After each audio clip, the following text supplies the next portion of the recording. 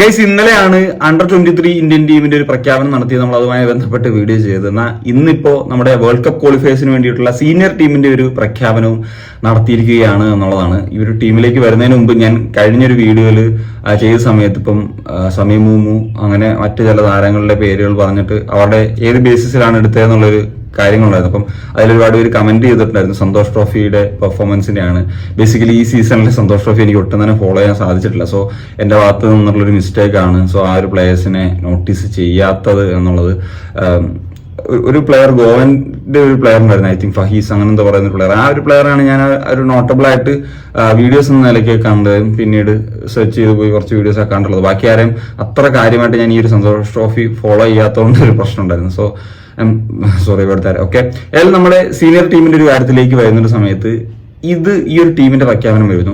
എനിക്ക് തോന്നുന്നത് സമീപകാലത്ത് ഉണ്ടായേക്കുന്ന ഒരു നല്ല ഒരു ടീം സെലക്ഷൻ ആണ് ഇത് എന്നുള്ളതാണ് എനിക്ക് പേഴ്സണലി ഫീൽ ചെയ്തത്. അതിന്റെ കാര്യങ്ങളിലേക്ക് ഞാൻ വരാം. അപ്പം ഗോൾ കീപ്പറായിട്ട് തെരഞ്ഞെടുക്കപ്പെട്ടിട്ടുള്ളത് ഗുർപ്രീത്, വിശാൽ കേത്ത്, അമരീന്ദർ എന്നിവർ തന്നെയാണ്. അവരിപ്പം ക്ലബ് ലെവലിൽ നന്നായിട്ട് തന്നെ പെർഫോം ചെയ്യുന്ന പ്ലേയേഴ്സ് ആണ്. ഇനി സെന്റർ ബാക്ക് പൊസിഷനിലേക്ക് വരുമ്പോൾ സന്ദേശ് സിംഗൻ ഇഞ്ചേർഡ് ആണ്. ഇപ്പം ഉൾപ്പെടുത്തിയിട്ടുള്ളത് അൻവർ അലി തിരിച്ചു വരുന്ന ഒരു നല്ല കാര്യം തന്നെയാണ്.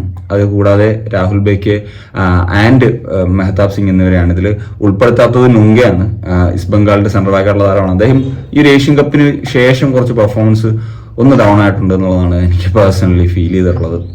ഇനി വിങ് ബാക്സിലേക്ക് വരുമ്പോൾ അതിനും കൂടി പ്ലേയേഴ്സിനെ ആഡ് ചെയ്തിട്ടുണ്ട് അവിടെ. കാരണം നമുക്കറിയാം റൈറ്റ് ബാക്കിലൊക്കെ നമുക്ക് പ്രശ്നങ്ങൾ ഉണ്ടായിരുന്നു. അവിടെ ഇപ്പം നിഖിൽ പൂജാരിക്കൊപ്പം അമേറാണ് അവിടെ ഈ സീസൺ നന്നായിട്ട് പെർഫോം ചെയ്ത് നിൽക്കുന്ന ഒരു താരമാണ് അമേ. അപ്പൊ അമയെ ഉൾപ്പെടുത്തുന്നതാണ്. ലെഫ്റ്റ് ബാക്കിലേക്ക് വരുമ്പോൾ ആകാശ് മിശ്രയും സുഭാഷിഷ് ബോസും ഉണ്ട്. എന്നാൽ കൂടി ജയ് ഗുപ്ത എന്ന് പറയുന്ന FC ഗോവയുടെ ഒരു താരത്തെ കൂടി ആഡ് ചെയ്യുന്നു എന്നുള്ളതാണ് ഏറ്റവും പ്രധാനപ്പെട്ട ഒരു ഇൻട്രസ്റ്റിംഗ് ഫാക്ട്.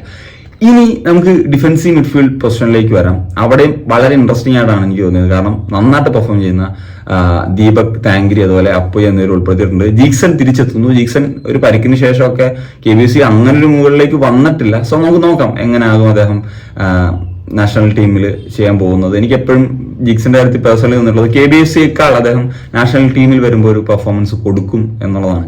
ഇനി സെൻട്രൽ മിഡ്ഫീൽഡ് പൊസിഷനിലേക്ക് വരുമ്പോൾ സുരേഷിനെയും താപ്പയാണ് ഉൾപ്പെടുത്തുന്നത്. ഈ ഒരു കാര്യം പറയുന്ന സമയത്ത് എനിക്ക് ചെറിയ ഡൗട്ട്സ് ഉണ്ട്. കാരണം താപ്പ ഇപ്പോൾ ഒരു നല്ല ഫോമിലല്ല ഉള്ളത് എന്നുള്ളതാണ്. വേറെ ഓപ്ഷൻസ് ഉണ്ടായിരുന്നു, അത് ചൂസ് ചെയ്യേണ്ടതായിരുന്നു എന്നുള്ളതാണ്. അതാണ് എനിക്കൊരു നെഗറ്റീവ് ഫാക്ടറായിട്ട് തോന്നിയിട്ടുള്ളത്. പക്ഷേ സുരേഷ് ഓക്കെ പെർഫോമൻസ് തന്നെ നടത്തി. അദ്ദേഹം എപ്പോഴും ഒരു ഡീസന്റ് പ്രകടനം നടത്തി മുന്നോട്ട് പോകുന്ന ഒരു താരമാണെന്നുള്ളത് നമുക്കറിയാലോ. പിന്നെ അറ്റാക്കിംഗ് മിഡ്ഫീൽഡ് പൊസിഷനിലേക്ക് വരുമ്പോൾ ആസ് യൂഷ്വൽ സഹലിനെയും ബ്രാൻഡനെയുമാണ് ഉൾപ്പെടുത്തിയിട്ടുള്ളത്. അതുപോലെ വിങ് പൊസിഷനിലേക്ക് വരുമ്പോഴും നന്നായിട്ട് കോൺട്രിബ്യൂട്ട് ചെയ്തിട്ടുള്ള താരങ്ങളെ ഉൾപ്പെടുത്തിയിട്ടുണ്ട്. ഇപ്പം ലിസ്റ്റൺ മഹേഷ്, ഇമ്രാൻ, ഷാങ്തി എന്നീ താരങ്ങളെ ഉൾപ്പെടുത്തുന്നത്. ഇതിൽ ഇമ്രാൻ ആദ്യമായിട്ടാണ് നാഷണൽ സൈഡിലേക്കൊക്കെ എത്തുന്നത്. ഇവരെല്ലാവരും കോൺട്രിബ്യൂഷൻസ് കൊടുക്കുന്ന താരമാണ്. ഫോർവേഡ്സ് എന്ന നിലയിൽ സുനിൽ ഛേത്രി, മൻവീർ സിംഗ് എന്നിവർക്കൊപ്പം ഇൻക്ലൂഡ് ചെയ്യപ്പെടുന്നത് വിക്രം പ്രതാപ് സിംഗിനെയാണ്. സമീപകാലത്തെ ഏറ്റവും മികച്ചൊരു ടീം സെലക്ഷൻ ആണ് നടന്നതെന്ന് പറയാനുള്ള ഒരു കാരണം എന്ന് വെച്ച് കഴിഞ്ഞാൽ ISL ഏറ്റവും നന്നായിട്ട് പെർഫോമൻസ് നടത്തുന്ന താരങ്ങൾ ഉൾപ്പെടുത്തിയിട്ടുണ്ട് എന്നുള്ളതാണ് ഇമ്പോർട്ടന്റ് ഫാക്ടർ.